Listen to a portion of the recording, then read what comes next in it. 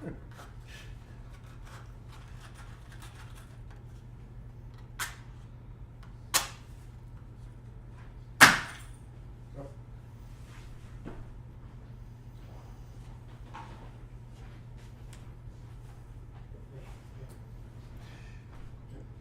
morning. Morning, dude. A very happy spring, Easter, Ramadan to you. It's a beautiful day in Copley Square, and we light this candle to start our meeting together. We welcome you on the two platforms we have so far, which are Zoom and YouTube, if you're online. We will soon have something called StreamYard, which allows us to go on a few other platforms. So that's exciting and interesting and weird.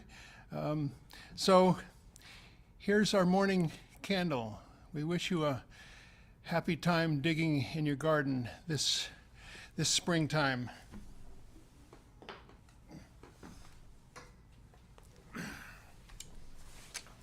This is kind of a, what would you call it? You would call it maybe an atheist Easter song. But not, because I'll tell you why. It's written by Woody Guthrie. The lyric is written by Woody Guthrie. I found something really interesting, which Woody Guthrie, when he was admitted into the hospital, they asked you what religion you are, and he wrote all. Instead of none, he wrote all. So this is not a atheist religious atheist Easter song. This is a ecumenical everything. All races, all religion. The poem by Woody Guthrie, never set to music, but set to music by my friend Greg Artzner from the duo Magpie, and it's called "Born Again."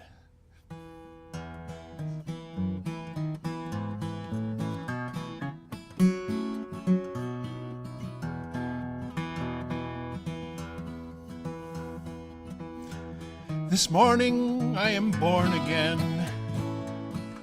Light shines through the land. I do not want a heaven in some deathly distant land. No longer desire a pearly gates, nor walk some streets of gold. I do not want a mansion, my heart is never cold, my heart is never cold.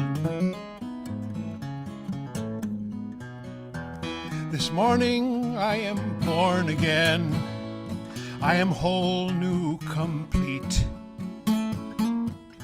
I am overcome all my sins. I stand on my own 2 feet. I am life unlimited. My body is the sky.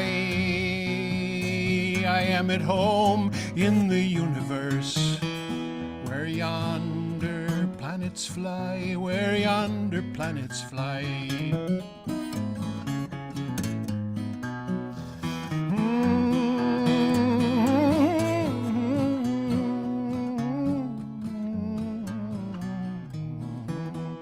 This morning I am born again. My past is dead and gone. This great eternal morning, my great eternal dawn, I'd give my life, myself, my soul, to lend some friend a hand. This morning I am born again. I am in the promised land. I'm in the promised land. This morning I am born again.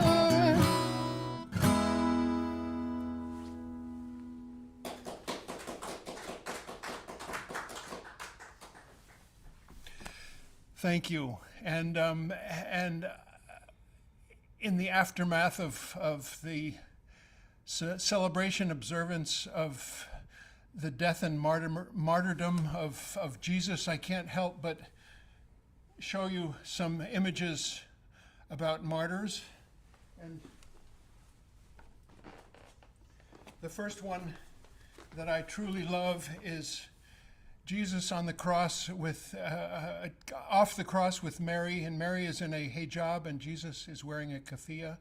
This piece of work is given to us by Katie Miranda Elal, who is also a wonderful jeweler. She works in silver with Arabic lettering, calligraphy. It's beautiful work. We have some of it on sale in the front of our auditorium. We also have, where is it? We have this other poster that commemorates the death of Aaron Bushnell, who self-immolated in front of the Israeli embassy a couple weeks ago. And we remember Aaron. We also have, maybe behind here, no, where'd it go? Where'd it go?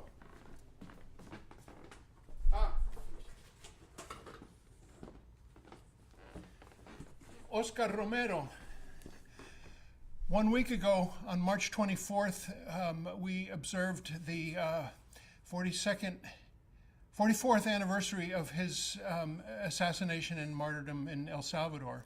A conservative archbishop who turned into a radical and spoke truth to power and said, "Hey, army, thou shalt not kill. It is a commandment from the law of God." We had a wonderful celebration with a lot of food from our Salvadoran cook, Luis Guzman. We had tamales and pupusas and arroz con pollo. It was an amazing observance after our service last week. Next thing to say is not forget that we have a fiscal meeting this afternoon at 1:30, and we are kind of in a funny place where it's really hard to put a budget together for the next year for you members to vote on because of our situation with the first floor, where we haven't had a tenant for about 8 months now. But we will have this meeting, and we will show you our situation, which is dire, but it's only a blip in the screen, and this too shall pass. And that's no way to start the spring and the celebration of the return of the plants and the buds and the flowers and all that stuff. So join us for the fiscal meeting if you're a member, or even if you're not a member. It's online, just on this same Zoom channel. We have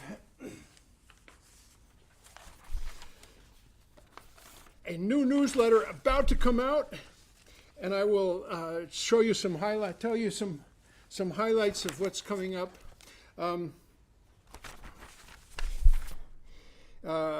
Both music and speakers. Next week we have Father John Gallagher, S.J. from Boston College. His talk is called Nazis of Copley Square, and it's about what's called the Christian Front 1940 that was very powerful in Boston. And it's interesting because he wrote a book about it. And the other interesting thing is our church was very much involved in the confrontation with this Christian Front. Our minister was very vocal about it and all over the news. It was sort of the same thing as Father Coughlin and Henry Ford and Charles Lindbergh, all that stuff about horrible Nazism that happened between the wars. It's going to be a really interesting talk. We have, after that, let me see, what's next? Pashtana Durrani from Afghanistan. She has a book that's called Last to Eat, Last to Learn.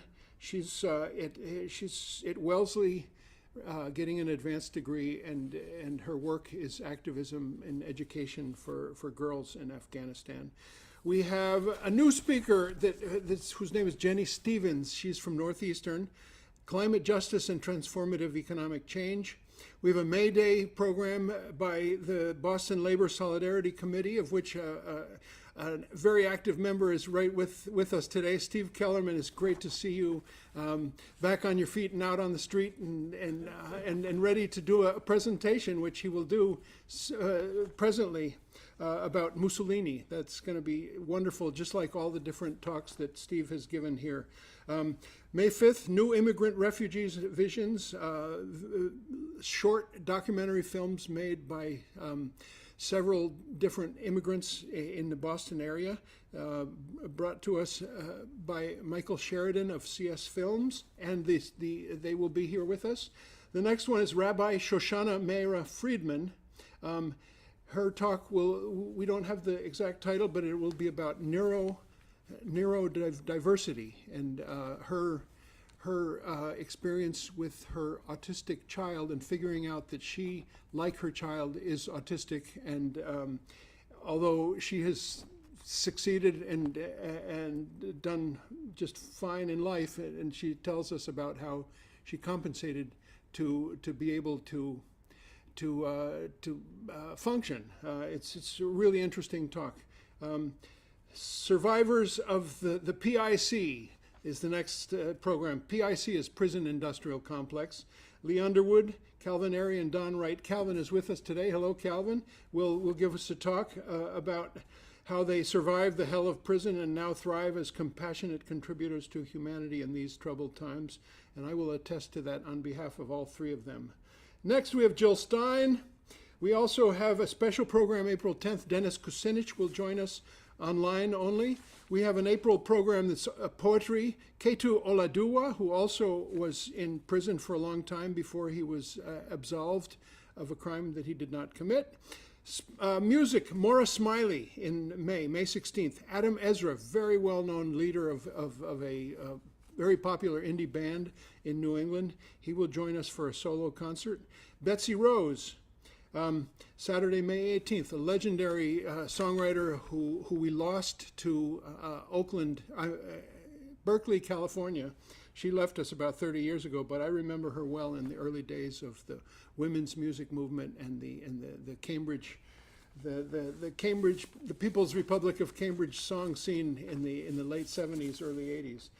Next Saturday, the music of Joni Mitchell. This is a bunch of Berkeley students and alumni coming together with a couple of members of our church, doing a program of Joni Mitchell songs and our own songs as well. It's all to benefit Doctors Without Borders Gaza Relief. That's next Saturday, April 6th.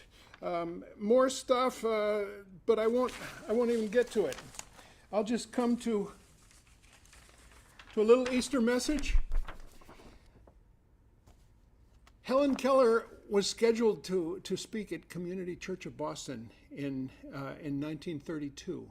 She could not make it because of health reasons, but she wrote the following to be read by a certain Richard Cabot on that same date in Symphony Hall, which is where we met at that time.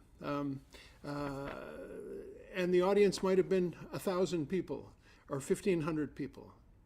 And I won't read the entire thing. It's a little long, but I just want to read a couple of things. Just the beginning. Dear friends, today our Lord rises in every heart with renewal and gladness in both hands, and everywhere sings resurrection both from within and without. Again, the life essence flows through the world, awakening the earth to verdure, buds, and fragrance. It flows into every seed, every root, every leaf, every beam of light. It has flowed thus into all things since creation. Yet God's works are forever new, forever beautiful. There is another thought, my friends, suggested by this happy season. Like the flowers and the fruit, ourselves and our belongings are not ours to waste. God does with us as we do with tapers? With tapers. Is that right? Okay. With tapers. I say it with conviction. With them we light a lamp. Oh, I guess it's like a wick for a lamp. Not for its own glow, but that it may give light to the whole house. The sun does not shine for the benefit of a few trees and flowers, but for the wide world's joy. So God sits effulgent in heaven, not for a favor of few, but for the universe of life. Nature never gives outright the smallest of her excellences, but lends them to be returned in bud, flower, and fruit. Kind hearts and wishes to serve are as if we had them, not unless we use them for the happiness of our fellow creatures. 10,000 goodnesses may come to us, and yet their magic is potent only when we pass them on to others. So each one of us is debtor to the rest of the world. It is for us to render to the common good our special gifts, all that we possess, that is our plain duty as Christian men and women, and other religions too. We were not created, some of us to labor, suffer, and want, the rest of us to get and spend and waste the works of man's hands. We were created all to belong to each other, to increase with our work the comforts, the knowledge, the joy in the world. That will be our highest resurrection, when we rise out of selfish and separate interests into sympathy and mutual aid, out of wars and jealous fears into peace, out of the limits of nationalism, class, and creed, and into the boundless life of the race, out of materialism into the kingdom of God. Helen Keller, spoken by someone else on her behalf on March 26th, 1932, at the Community Church of Boston. I found that in an article where it was transcribed in some Boston paper.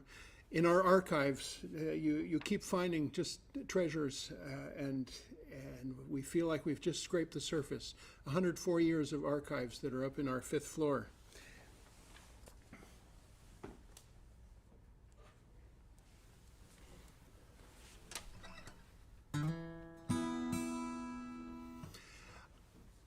I wrote this song some 35 years ago.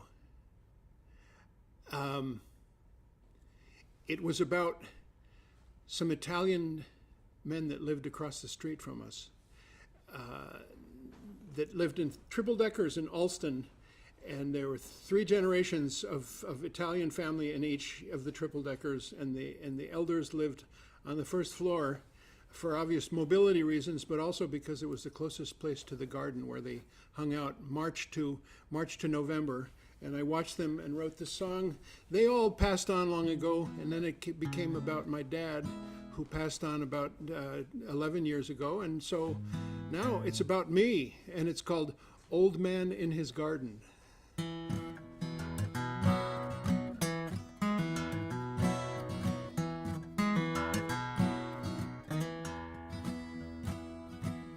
It is spring again. I saw the old man in his garden, inched his rocky way down dark brown rows. And though the years and stiff joints have made it hard for him, still he's out on the first warm day, just ready to go. Every year I've seen him out on that first warm day, just ready to go. He's ready to dig, ready to seed, ready to water, and ready to weed. You prune and clip and spade, he will move so slowly. It'll take him all day, and the next one too. Whatever gets done, we'll have to do. Might be just one, and it might be 2 rows that he gets done today. Gotta take 'em as it comes your way. Take 'em one by one today. At the end of each day, he sits out on his front step, leans on his wooden cane in the last rays of sunset. And as the colors darken on a brand new garden, getting smaller every year, I will stand amazed at a man's last days as the twilight draws near. He must be thinking rain, must be hoping sun, must be dreaming greener gardens. Is this his last one? You can see him growing slower. But the grace of a garden grower.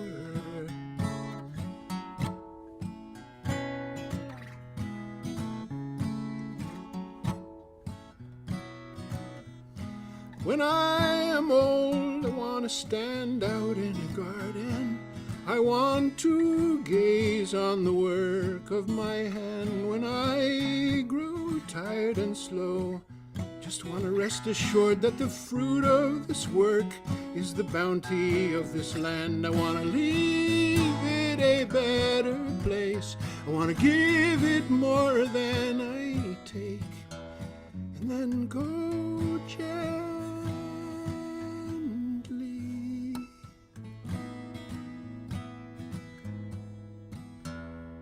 I'll be thinking rain, I'll be hoping sun, I'll be dreaming greener gardens when it's my last one.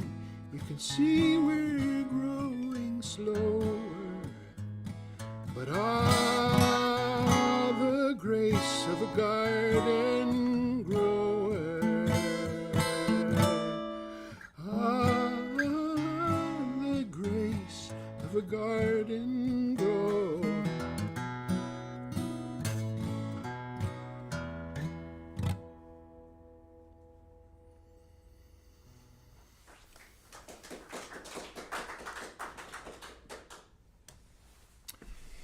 And on the subject of leaving it a better place, I have the pleasure of introducing Audrey Schulman to you folks.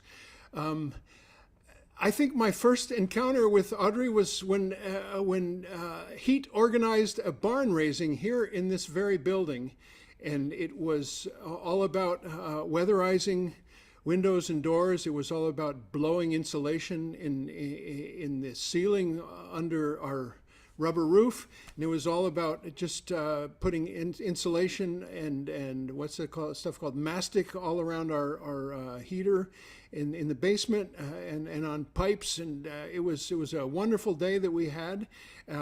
That turned into giving us advice on other bigger things like heat pumps, and which we, by the way, now have installed on every single floor in this building. And we've of course had Jason Taylor, who is associated with HEET as well, who gives classes all over the place on weatherization and energy efficiency and cutting carbon. I just got a photo from him of him with about 20 Haitian guys in white hazmat suits about to learn about weatherization and attack some building where they were doing some kind of work like that. So, and Jason has also been here with us.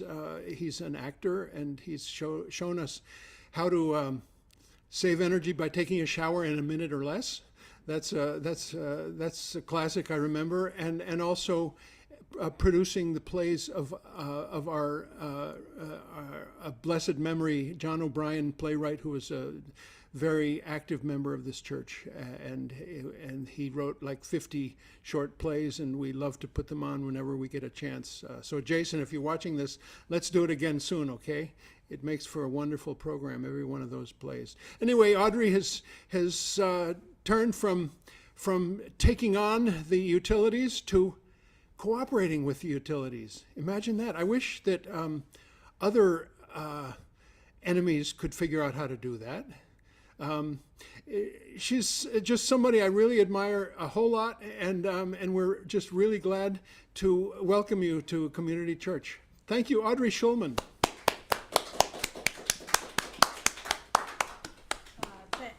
Thank you so much. I am going to share screen. Hold on one seckie. There we go. All right, good. So hopefully you can see the presentation maybe in a second. Meanwhile, I will talk. Yeah, wave if you start seeing the presentation. Okay, so I thought I'd first mention a time when I was on a, really doesn't seem to be working, does it? Okay, hold on just a second.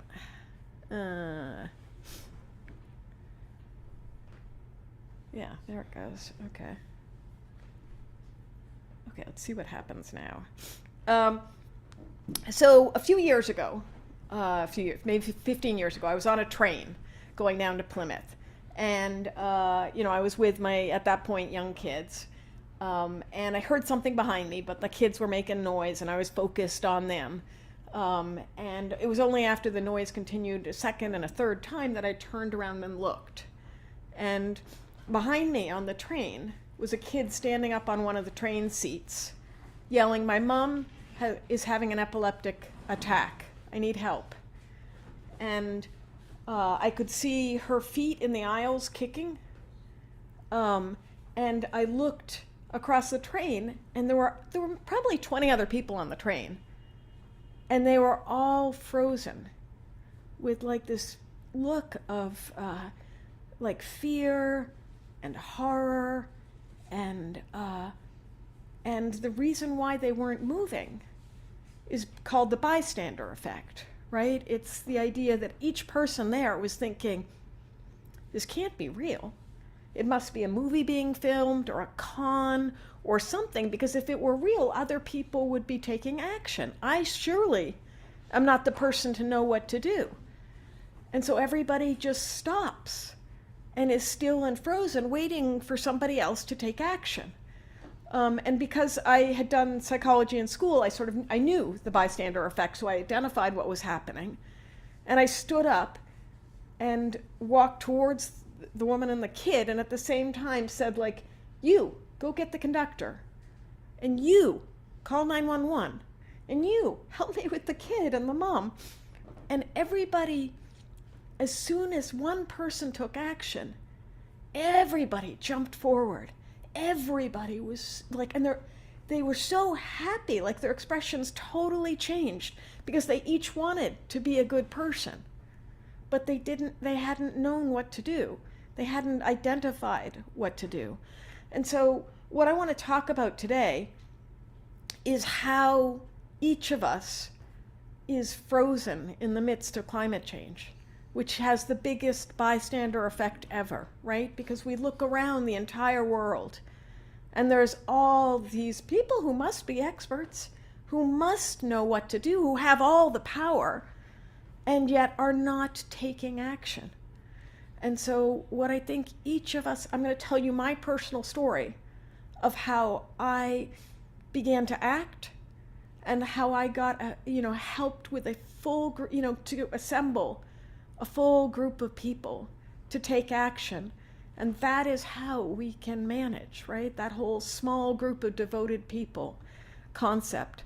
So for me, it began in the year 2000 when my eldest child was born.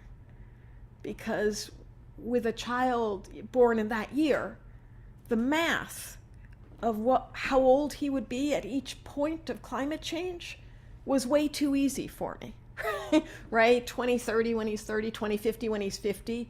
And to hold a small child and be able to see that in front of him scared the crap out of me. So I became a very, very pretty much angry person. I learned all sorts of facts about climate change, and I started telling every person, do you know there's 30,000 metric tons of, and do you know that sea level rise will, my sister, after like a year or two, was the one to tell me that I was giving her a stomach ache every time I saw her. And I was not in any way getting her to act. There was nothing good happening here. So I thought about it for a while, and I decided, okay, what I needed was a job where I could figure out what to do, where I could take action. But I am a novelist by profession, and so I had no skills, right? I looked, and everything had prerequisites of, grad school and 10 years of experience and such like that. So I couldn't get a job, but I waited, and I sort of sensed for opportunities, and I joined a book group. And this was the start of HEET. It was a book group on climate change. And one day during the book group, one of the people said, this was during President Bush's era, right? And the US was not taking action. And so we were all frustrated. And one of the people said, like, let's all meet in a big, get a lot of people together, meet in a big room, and everybody call out practical actions of what we could take, what we could do. And let's see if we can get a quorum to go do something. And so we did. And everybody else in that big group, in that big room, called out big ideas. Like, let's change legislation. and let's get Bush out of office. And let's, do it, put a solar on every building in Cambridge. All sorts of things that we did not have the power, the expertise, the funding to be able to get done. And I called out instead, hey, let's have a party where we have volunteers come and do energy efficiency work. And we teach the volunteers how to do the work, and at the same time we lower the energy bills. And the volunteers can hopefully do the same work in their own homes. And everybody was like, oh. And so we were supposed to vote by walking towards whoever came up with, the idea we most liked, and everybody walked towards me. And in that moment, HEET was born.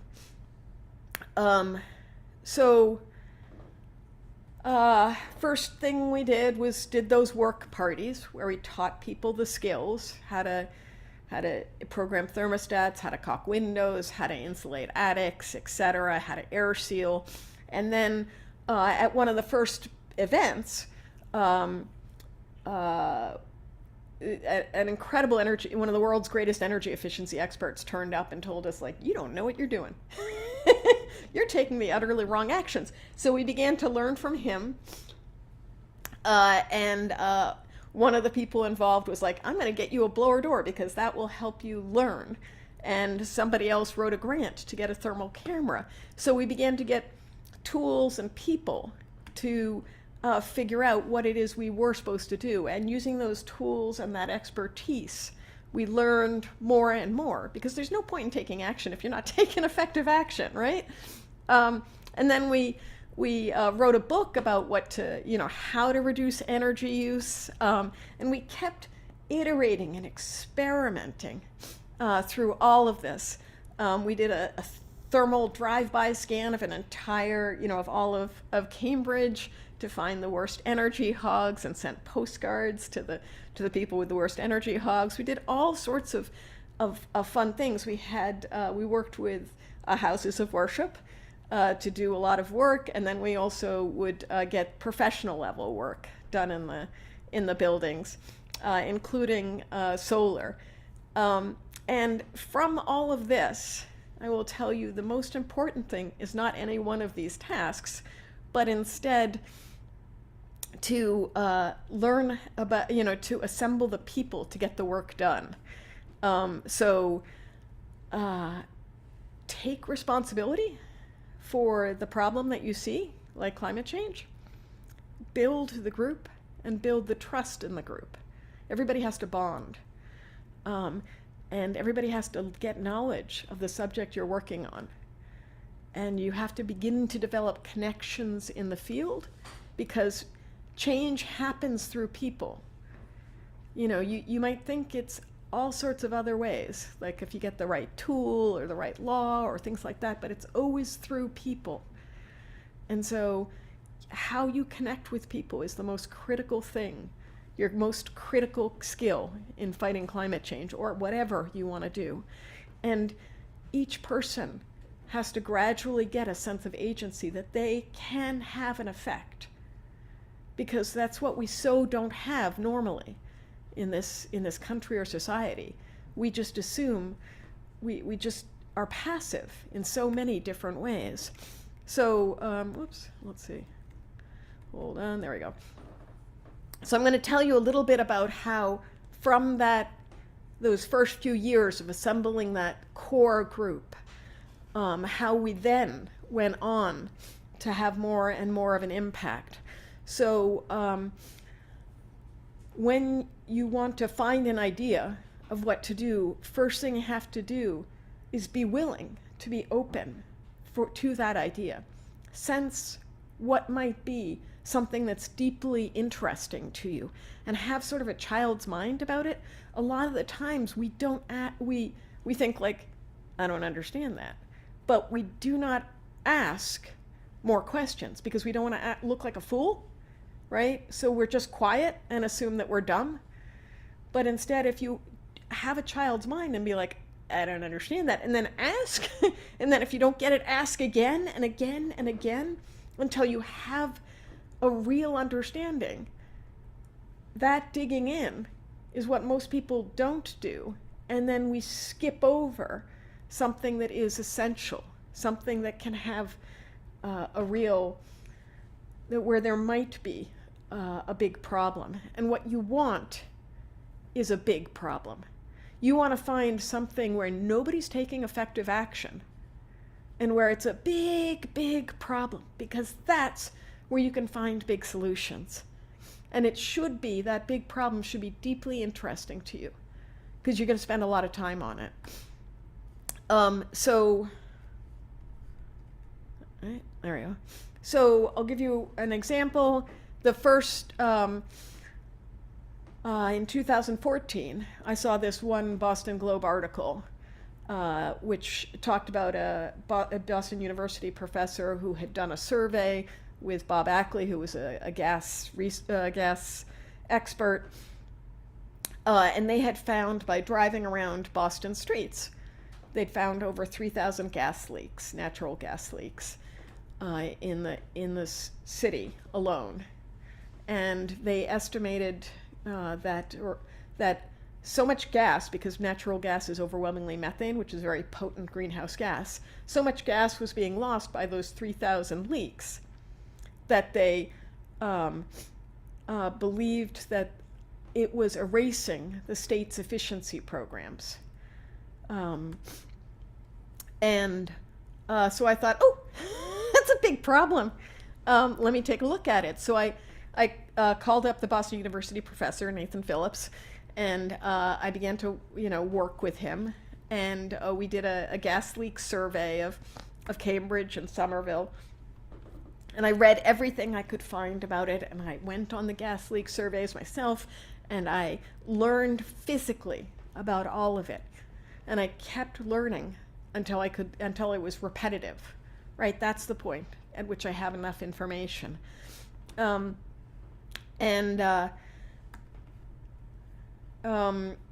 important at this point to minimize costs, because you don't know if this is going to pan out or not yet. So you want to keep the costs low until you have a sense that this is really, that you hit something good.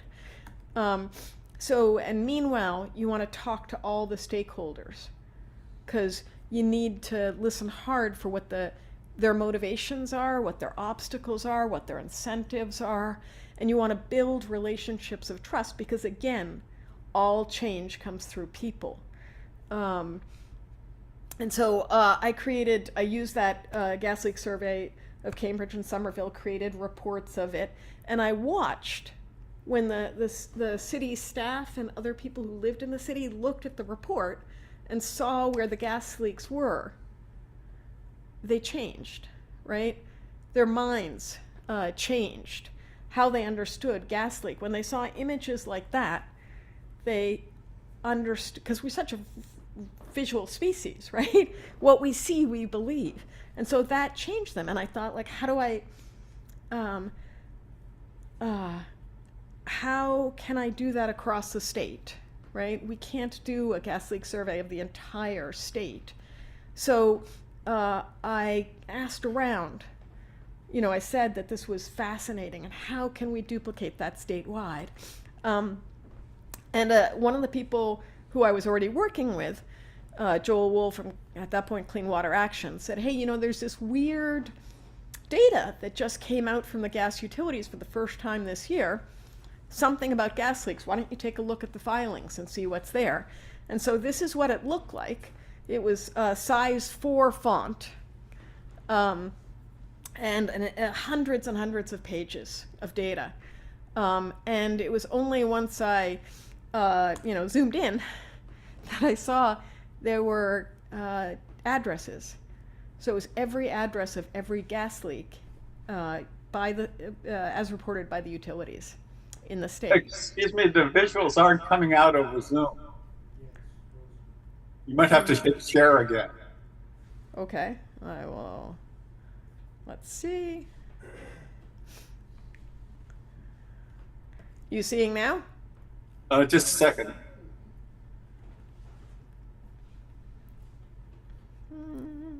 Ta-da. Is that working or no? No, hold on. Still not. It's the name of a file. Is that working? Not yet. There it is. There we go. Okay. All right, sorry. Okay, so if this, Okay, that helps. So, sorry, you weren't able to, the visuals so far were fascinating. You would have loved them. So this is what it looked like. And then if you zoom in, you see the addresses. So I started mapping it. And I started in Cambridge, and I would show the map to people and watch their responses. And the first thing they would do would be to zoom in, right, to their own home or their school, their kids' school or their business. And I saw, okay, that's working. So I did it for other towns until I'd done it for all 350 towns, municipalities across the state, where I had utility reported data. And then I wrote up a press release about it, and I kept that first paragraph blank and waited until there was methane was in the national news, because otherwise it's sometimes hard to get press. But if you link it in to what's currently happening, so I did that, and then I sent it to the Boston Globe, to somebody a reporter I'd identified, David Abel, and I got a call back within 10 minutes. And I got a front page story above the fold, and 50 other stories. It went, all the patches, every single patch would put a story saying, like, Belmont has 218 gas leaks. Cambridge has 362 gas leaks, and use the exact same article, but that really got people's attention. And so now I knew I had something that had legs. People were fascinated.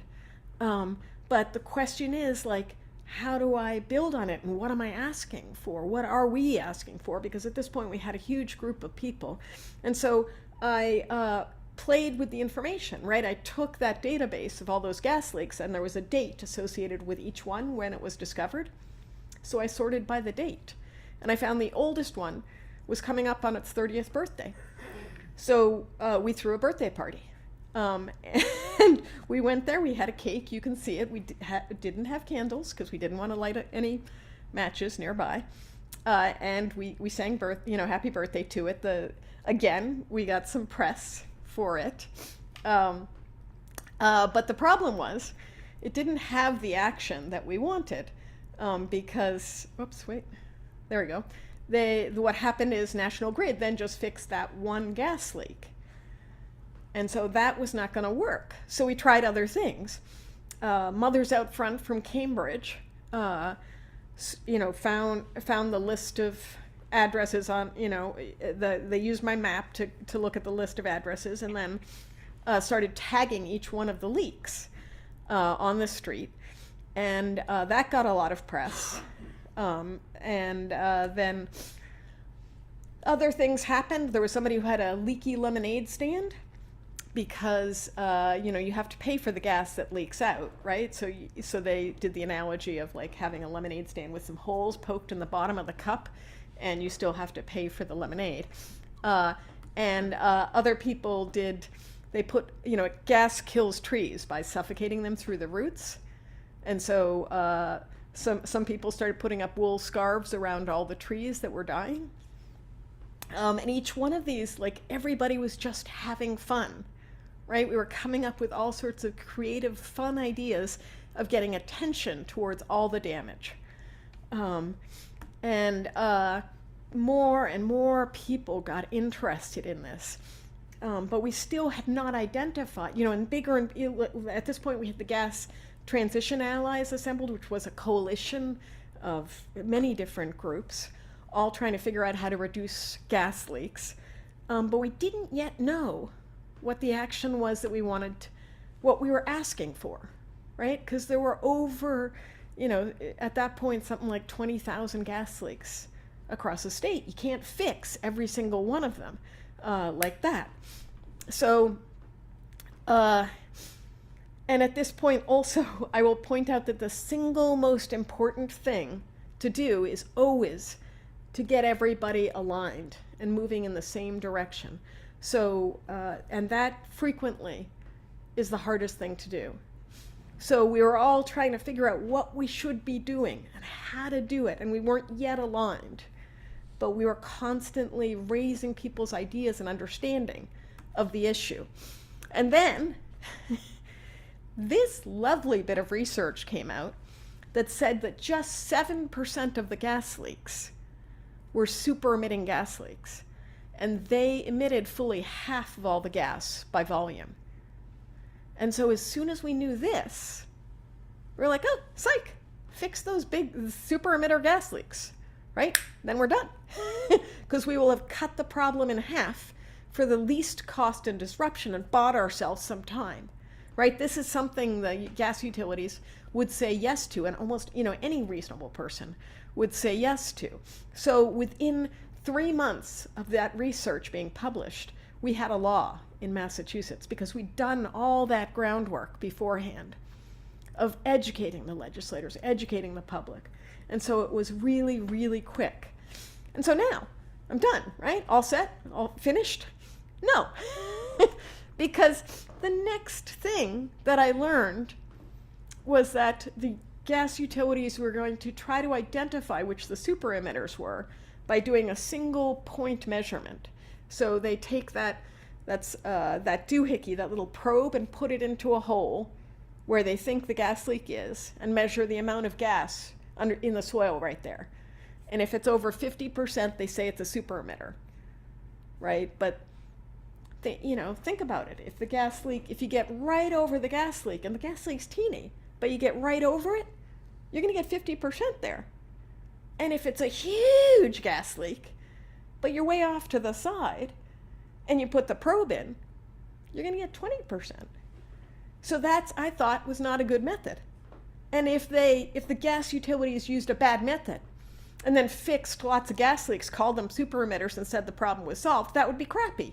So I started talking to the gas utility executives and saying, like, how else could we do this? And, trying to talk them into actually doing a study where they would work with us to check different methods of identifying super emitters and then measure the emissions off of those gas leaks to figure out which method worked. And so I actually, first I started off with Columbia Gas, and they agreed. This was back, when Columbia Gas still existed in Massachusetts. And then we pulled in Eversource, but National Grid would not talk to us. So with Mothers Out Front, we did a demonstration. These guys were big gas leaks. And the this began to trend on Twitter. And within an hour, we had a meeting scheduled with the head of National Grid. And I don't know if you can see that, but look how uncomfortable they look. And so then we talked them into the scientific study also, and we did it. And it was just fascinating, where we worked with the gas utilities, never accepting money from them, but just showing them what we were doing and how we were doing it, and making sure they learned as they went along, so that they were bought in over time, right? And in the end, we worked like hell through the whole summer. In the end, we found two different methods that worked, and that point measurement that they suggested did not work. It was the perfect, scatter plot that there was no connection. And so we allowed them to choose from the two different methods that worked which ones they wanted. And so they chose the cheapest method, but it was still accurate, so that was fine. And we had a summit at MIT to announce the results, because we knew the study would be done at a certain point, and so we scheduled the summit for the moment, soon after the study would be done, so that we could announce the results with the gas utility executives. And that way it would be pressure on them to actually do what we wanted, because they would never want to announce, well, we're really not going to take action, right? It would be a way, a leverage point to get them to want to say the biggest possible announcement they could. So because of that, we got them making a much bigger announcement than they otherwise would. They agreed to do exactly what we suggested them that they do. And they actually went to the Department of Public Utilities to testify that we should all work together to do what's called the leak extent method, the thing that we'd identified as the best method. And there was even some people from Columbia Gas were supposed to testify, but they happened to be the night before they were out in Ohio, and there was a big thunderstorm there, and so their plane got canceled.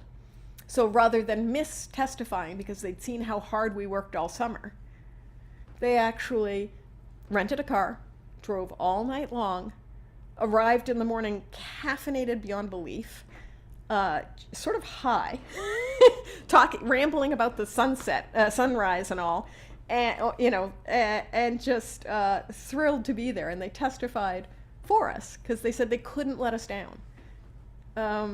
And that's an idea of what happens when you get alignment, when you get people working together. These were theoretically the people that we should be fighting with, but they were working crazy hard for us because they want to be good guys too. Great, problem solved, right? No more worries? Not quite, because soon after we had the law passed and the regulation passed about super-emitting gas leaks, I started diving into the data again, another arcane regulatory finding, files, and I found out that I took all the new gas infrastructure that the gas utilities were installing across the state and multiplied it by I figured out the cost per mile and the number of miles they had left to go to replace all the leak-prone gas infrastructure, which is what they were doing in the state. And I came up with the fact that they were going to spend about $9 billion on installing new gas infrastructure, and that cost would be borne by all gas ratepayers, all customers, over the next, probably 50 years. And that we have a net zero emissions mandate by 2050. So that's sort of, in conflict, right? And so I was like, that's a problem. So I started diving into the data and trying to find short runs of gas infrastructure with few houses on it that at a high cost. And I started looking at air source heat pump data and trying to figure out how we could replace, how we could retrofit those buildings to go to air source heat pumps, and trying to figure out what's the action? How can we better spend that money? But I worked with Zeyneb Magavi, who's the other co-executive director at HEET, and she's like, I don't think air source heat pump's the answer. So I sent her, so she went off for a weekend and came back with the idea instead of installing networked ground source heat pumps in the street. And ground source heat pumps, of course, are more efficient because you're pulling temperature from the ground, which is always a consistent temperature, than air, which is, air source heat pumps are lovely, but they always have to deal with the volatile temperature outside, right? So sometimes they work less efficiently than others. And so we went into the gas utilities and said, hey, how about the idea that you guys install in the street networked ground source heat pumps instead of gas infrastructure? And they didn't laugh us out of the room, which was very nice of them. And they said, look, it's an interesting idea. And they gave us, each one would give better information. They would say yeah, here's the areas you want to look at for us to be persuasive. Here's the terms you want to use. And we need more proof that this would work. And so we did a feasibility study with Burrow-Happold Engineering to look at the possibilities across the state. And it looked really good. So then we began to talk with all sorts of people, trying to figure out what what the incentives are, what the restrictions are, what the motivations are, who is not at the table, talking and learning how to talk to people about it, until Eversource actually asked to be able to install such a system. And, sorry? To be what? To install such a system, the networked ground source heat pumps, what we call networked geothermal. And they got permission. And then National Grid asked, hey, can we install 4 systems? And not only can we install 4 systems, but can we take all the gas appliances in those buildings out and replace them with electric appliances with the permission of the customer? So this would be a gas utility actually electrifying. And they got approved. And so Eversource's install, I'm really proud to say, will be turned on this month. All right. Yeah, first one in the entire world. National Grid's got 2 sites picked already, one in Dorchester, one in Lowell, both low-income areas. And more exciting even is there's begun to be laws passed across the country allowing and sometimes even mandating that gas utilities head this way.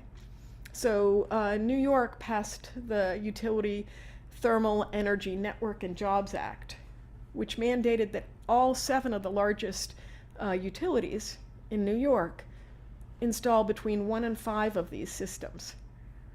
And so there's like $200 million worth of work that will be happening in New York pretty soon.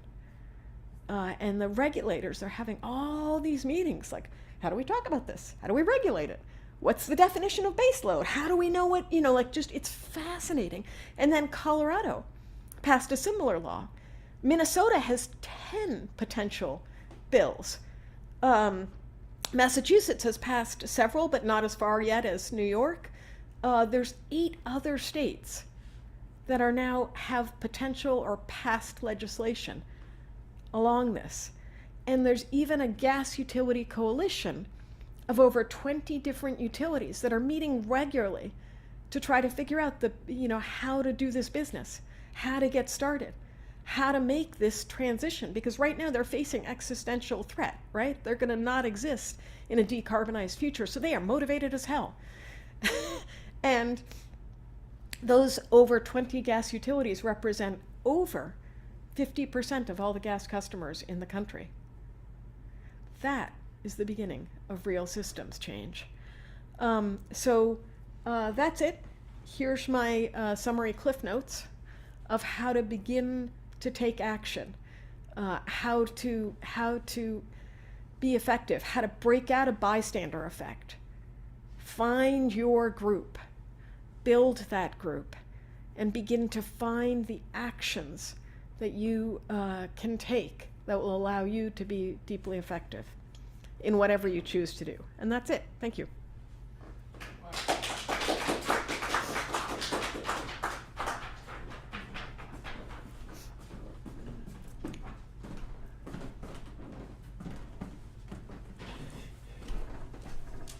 Thank you, Audrey. We'll do a little song and a little pitch, and then I can hardly wait for the Q&A, because I've got tons of questions. But I won't hog the stage, and I hope you all have questions and comments as well. We rely on your generosity to make this thing happen called Community Church. And there is a website, communitychurchofboston.org, where there's a credit card or a PayPal option. There's also a basket in the back there for those of you who are here with us.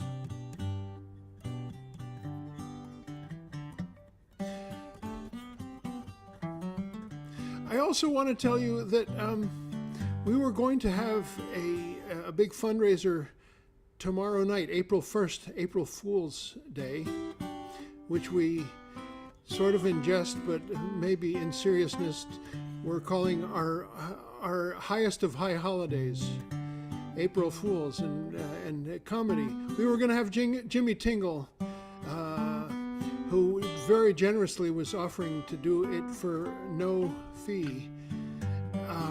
Unfortunately, it was also going to be an event in honor of some of our senior members, especially Dick Kashishin, Dick Crowley, longtime leadership people who we wanted to honor. But then we lost our elevator.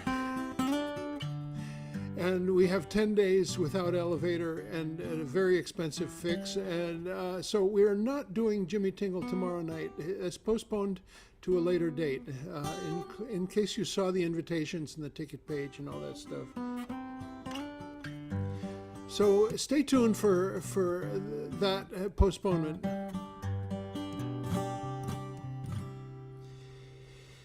And I want to close out with this song that is written by my friend Jay Mankita in Amherst.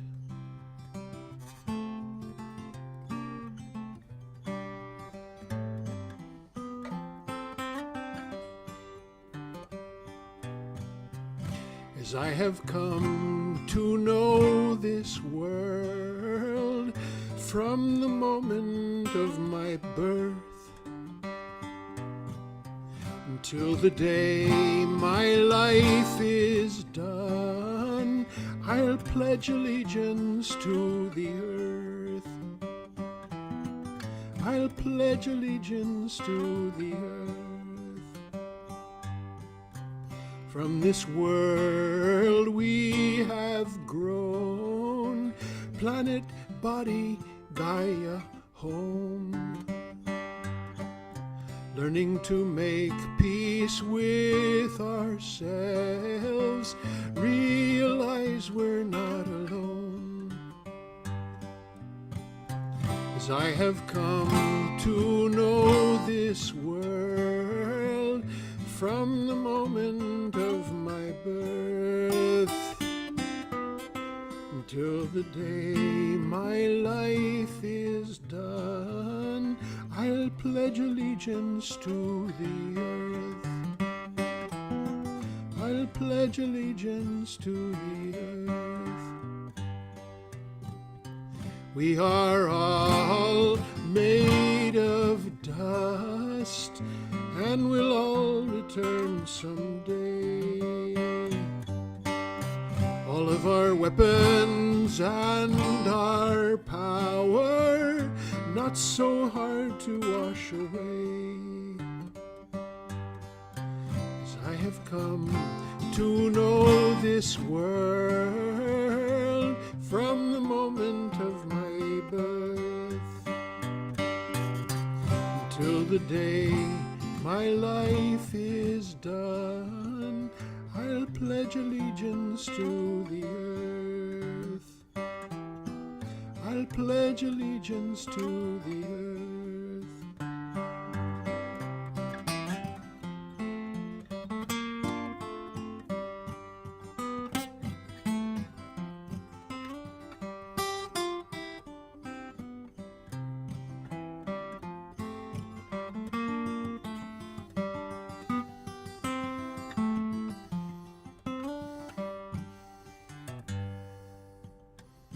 As we live, so live all. Flags and countries rise and fall. In the rhythm of this planet, I can hear my own heart call. So I have come to know this world from the moment of my birth until the day my life is done, I'll pledge allegiance to the earth. I'll pledge allegiance to the earth. I'll pledge allegiance to the earth.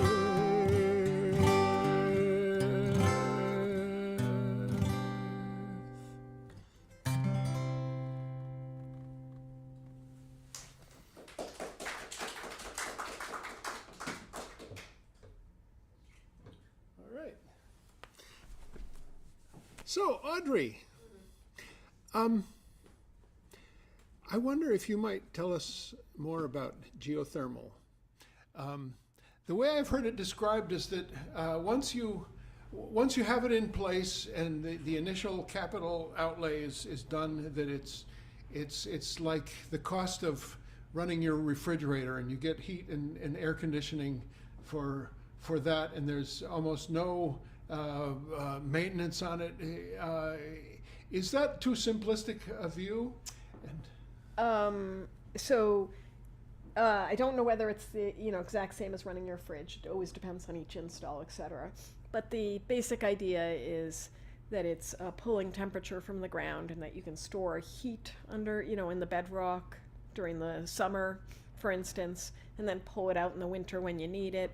That you can have energy sharing between buildings. So an ice rink, for instance, might be taking a lot of cooling off of the system and returning the water hotter, so that houses down the street can pull the heat as they need it, etc. So it's just it is the most efficient heating and cooling system known.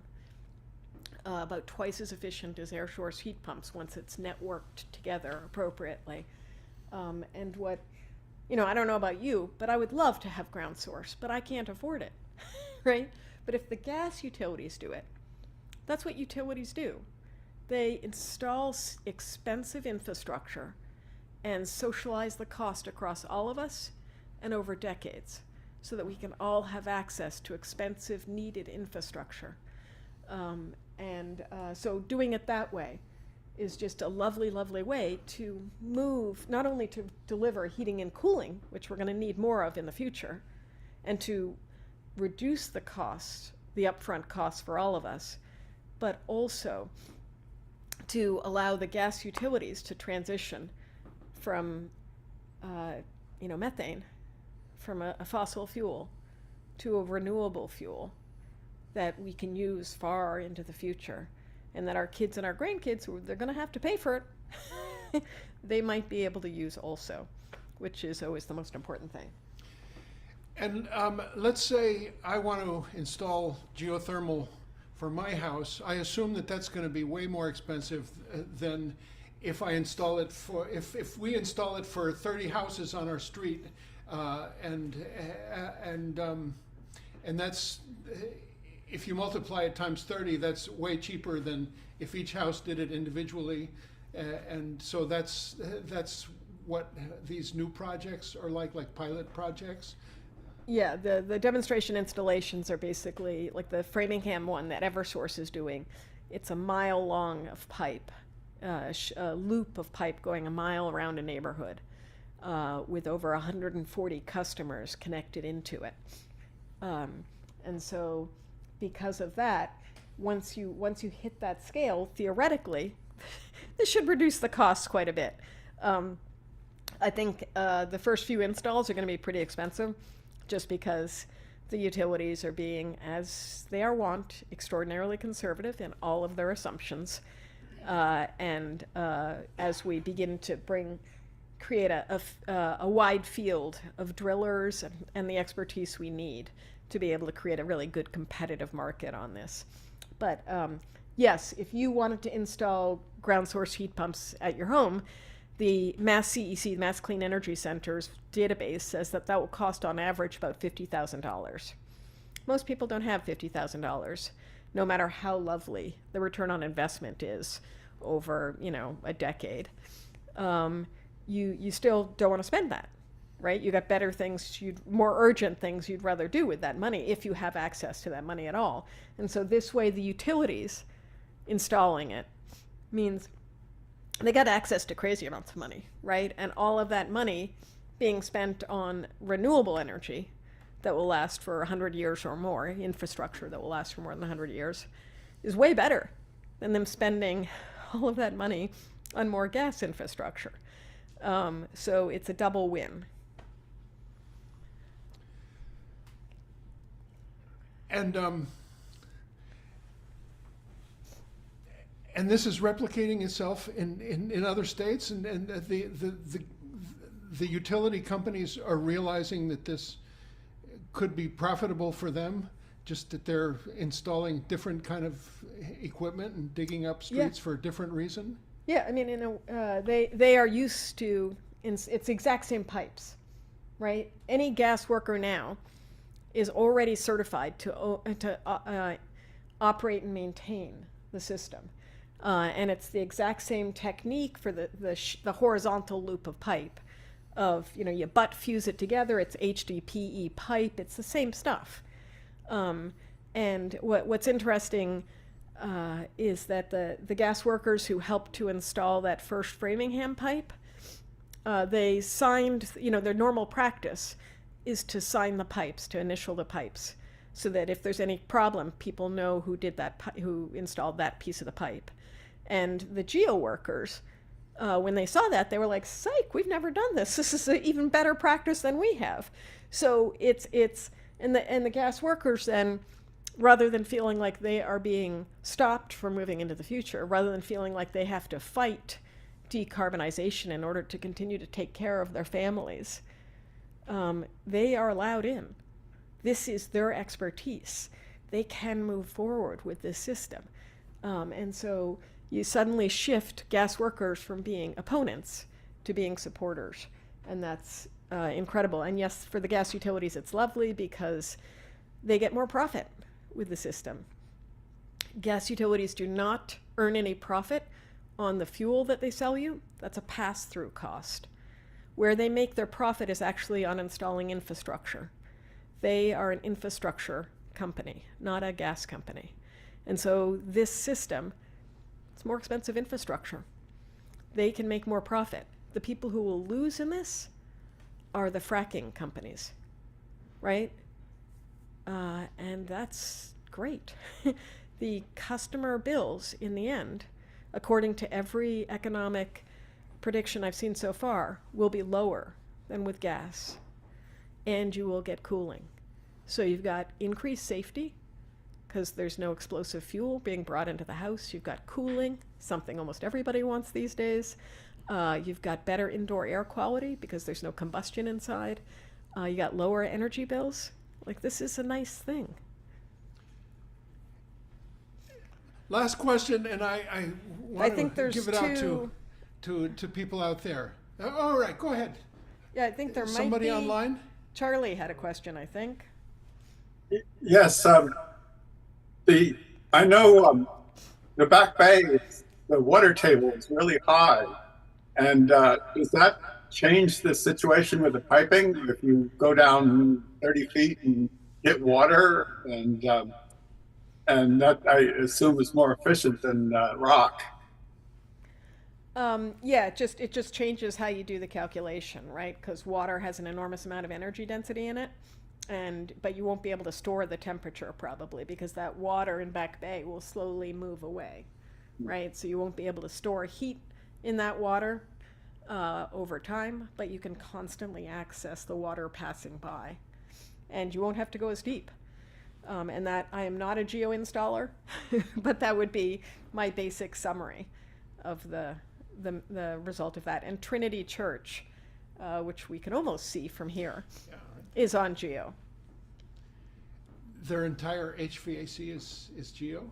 I believe so, but I have not gone in to see the install. Anybody else know here?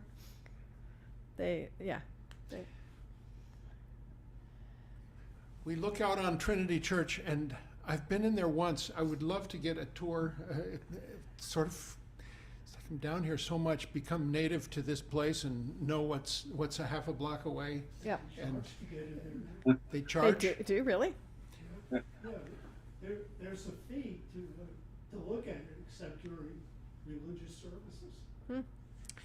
Well, it's a tourist attraction, and we have tons of tour buses that come right here and drop out 40 people, and they go look at it and I bet they're take not going- pictures of it and come back. I They bet don't they're go not to going see the geo. downstairs to see the HVAC.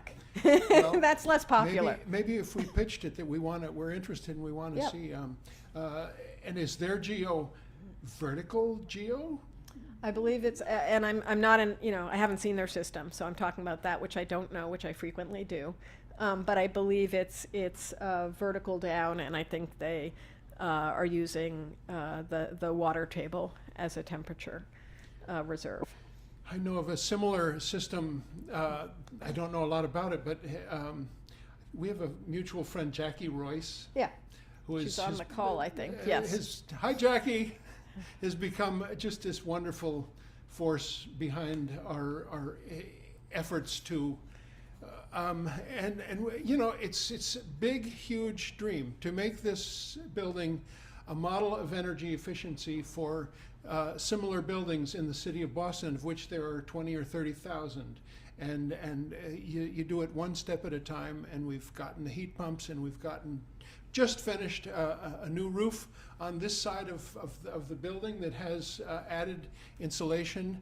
And the next step will be the front facade. And we're just going through this once at a time. And Jackie has just been this incredible force behind our doing these things, and behind she's the whip behind Dean. Apply for that grant, Dean. This is the deadline.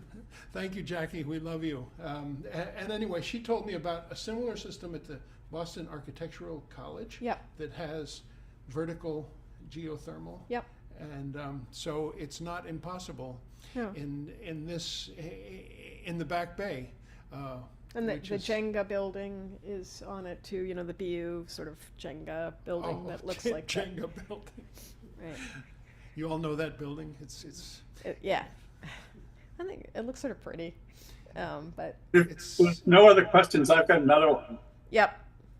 Do you have any idea what size of a condominium it would make sense to be able to share the costs on? I live in a building that has 75 units. Yeah, I think that's that's a complicated question. You know, it would depend on, you probably want something that has more mixed energy use. So if you brought the condominium in as well as that ice rink, or you know, nearby office building or a grocery store or something like that, then you're going to do more energy cancellation, right? Where the ice rink will be taking a lot of the cooling at the same time that those condos will be taking a lot of heating, and that will reduce the infrastructure costs a lot. So I'm not answering your question at all. It depends on what those, you know, the hydrogeology underneath that condo, etc. But I just always recommend trying to get as much different kinds of energy use, if you can, to reduce the infrastructure costs as much as possible. Audrey, can you envision a scenario in which all the gas infrastructure is replaced with geo infrastructure, and the entire population has geothermal energy that's owned by the population, not by the utilities? That last part is probably the harder part to imagine, right? I thought so. But yes, I think that's what, you know, the state's already decided that we are moving beyond gas. And it made a big announcement about that in last December. So we are moving in that direction. We are now figuring out, this is the most exciting time to be in energy infrastructure in the state ever. We're figuring out now how that transition will be done, how to, you know, what kind of electric infrastructure we need, how to decommission or transition that gas system at the same time, and to do it for the least cost and the least disruption, and to make sure it's done in an equitable way. So it is happening now. And that we have talked to one gas utility executive who will remain unnamed, who said that if you replace all the gas infrastructure across the state, that will squeeze all the profit out of the system for that gas utility, right? The way they get their profit is in installing infrastructure. So as soon as you replace that last pipe, they're done. They don't want that system anymore. They will give it away to anybody for $1.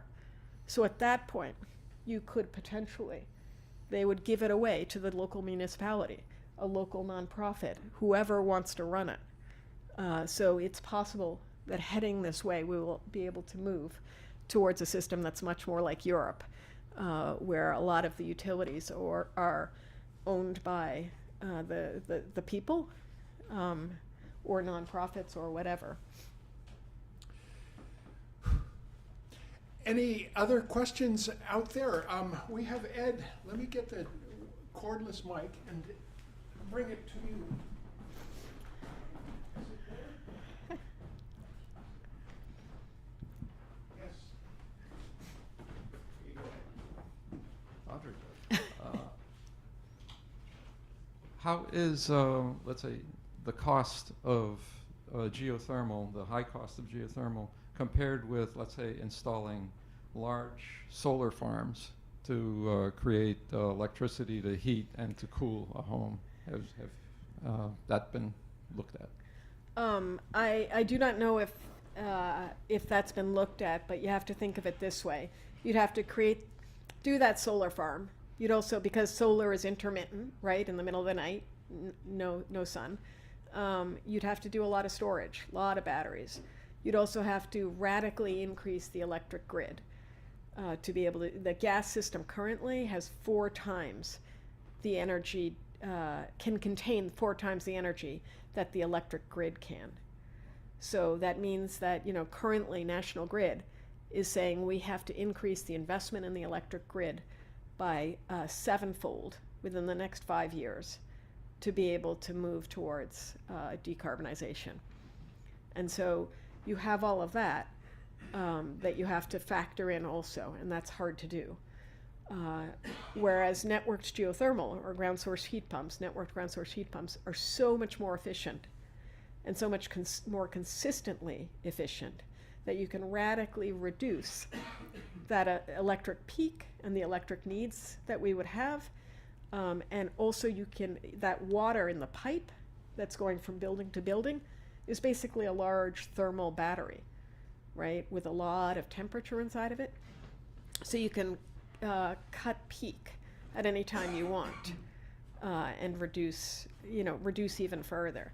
And so you are reducing the electric grid upgrades, the storage, the substations, just so many different things. And so it's a complicated formula to figure out. And that's what I think we have to do over the next year or two, is figure out the best ways to begin to map our transition in a street segment and phased way, to know where we need the solar farms, where we need the air source heat pumps, where we need networked geothermal, and how to enact this. And it's going to be complicated. Yeah.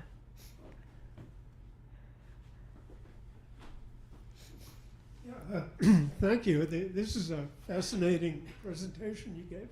But yeah, I've had a very negative attitude towards National Grid since they locked out their employees a few years ago. Yep. And hired the same scabs that blew up Lawrence and Andover and North Andover. And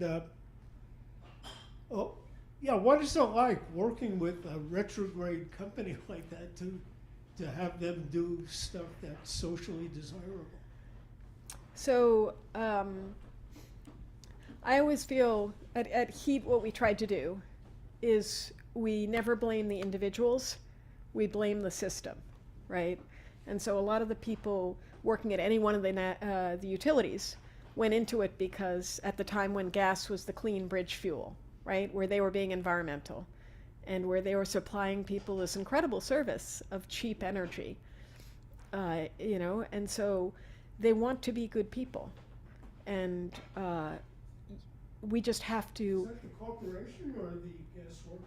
Each individual person, whether an executive or a gas worker or whoever, always wants to be a good person. And the question is how to figure out what's motivating them, what's restricting them, who's not at the table, who are they worried about? Yes, and money, right? You want to, all of us need money, right? The gas, I was at that first gas ban meeting in the city of Cambridge, where they were trying to ban all gas to all new buildings. And normally at a Cambridge City Council meeting, there will be, you know, maybe 2 people and they're both city councilors, right? And at this meeting, there were like 50 gas workers, really angry. And there was the head of Eversource Gas, and there was the head of the Gas Lobbying Association, and there was about 100 different mothers out front angry advocates. there. And they were all ready to get into fisticuffs. And yet, now we have a system with networked geothermal that the gas workers are generally on board with. They're supporting it. The head of the gas worker union has given us a quote saying that he's worked on gas pipes all his life, and what he really wants to do is work on networked geothermal. And we've got the gas utilities, their executives, supporting it and coming up with, they're putting lots of money, lots of time. They're doing as good a job as they can do on it. And we've got mothers out front support. This is something that everybody can say yes to. So I just always wonder, how do we find the things that everybody can say yes to and that gets us in the direction we need to go in? Rather than consider some people bad people. People are not bad people. They're just stuck in bad situations. Yeah, but corporations are systems. They're systems set up to behave that way, and we just have to change the system. Never blame the people, blame the system, is the way we think of it. And there's lots of, whatever, some of them, yeah.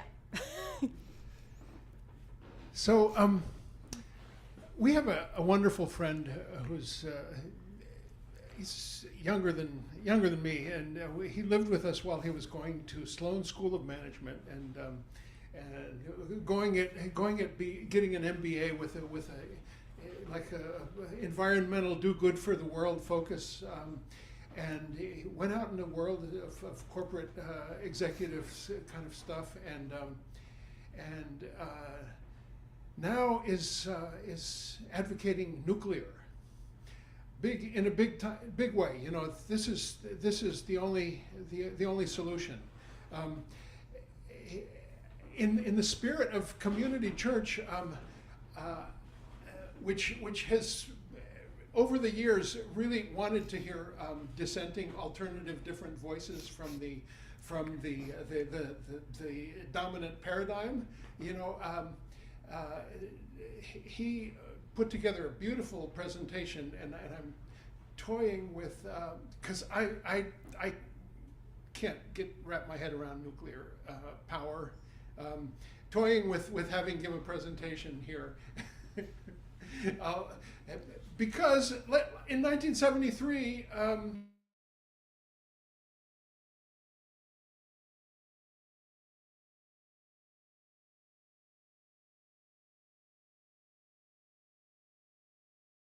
we had speakers who, when we were blacklisted in the 50s, the minister invited the chairman of the committee that was persecuting us to come speak here. And in that spirit, I'm thinking of inviting him to do a presentation to us, and to be open to everything. I'm never gonna. Well, maybe I am. I don't know. What's your feeling about nuclear, Audrey? So I feel like it doesn't. That there's likely to be much better answers, right? Because if you try to site a nuclear plant today, it's going to take at least 10 years probably to get it sited, right? And cost an enormous amount even before the siting. And then once it's sited, it's going to be another 10 or 15 years before you have it actually installed and functioning. And so in that time period, let's be conservative, let's say 20 years, do you think there's not going to be a better solution? Are you sure enough that we're going to need that? It's also like Fukushima. Yeah, and Fukushima is a black swan event, right? It's highly unlikely, but catastrophic. And we all of us statistically are not very good at assessing risk, right? The solar has more damage associated, more deaths associated with it, because people fall off ladders, they get shocked, etc. But we accept that kind of problem. We don't accept things like Fukushima, and we give it much more weight. But in any case, I'm with you. I would never want a nuclear power plant anywhere near me. And I think it takes just enormous amounts of energy, enormous amounts of money to install such a system. Is that really Are we confident enough that in 20 years there's going to be nothing better than that? The waste thing that has a half-life forever. Yeah, right. It just seems like we can do better kind of way. And so, and what they need is baseload energy, which means non-intermittent electricity all the time. And we can get that now from all sorts of things. We can get that from deeper geothermal, not the stuff I'm talking about, but deep geothermal. We can get it from, lukewarm water. We can get it from all sorts of things. So I sort of feel like there, it's not with a big imagination. Thank you so much, Audrey. One final question. Let me see if I can get in the camera here. In Spanish, there's a word, jodidos, which I like to describe it as sort of halfway between screwed and the more colorful one, which starts with F. So my question in this polite company is, which jodidos is barely along the. Are we jodidos? Not if we take action. And so that's what this whole talk is about each person individually deciding you can take action and figure out how you want to take action, to identify yourself as somebody who does not want to be part of the bystander effect. But you want to feel better about yourself. You want to do what you need to do to take care of your kids, your grandkids, all the people in your life you love. And so if we all band together to do what we need to get done, we've already made climate change. We can unmake it. It's totally within human control. And it won't be forever. So now is the time to act. Happy Easter, everybody. There's a beautiful luncheon that Luis has prepared for us in the spirit of Semana Santa, Easter. It's fish. And I hope you can all join us, and all of you out in the world. Keep an eye on the new newsletter that has all kinds of wonderful programs coming up.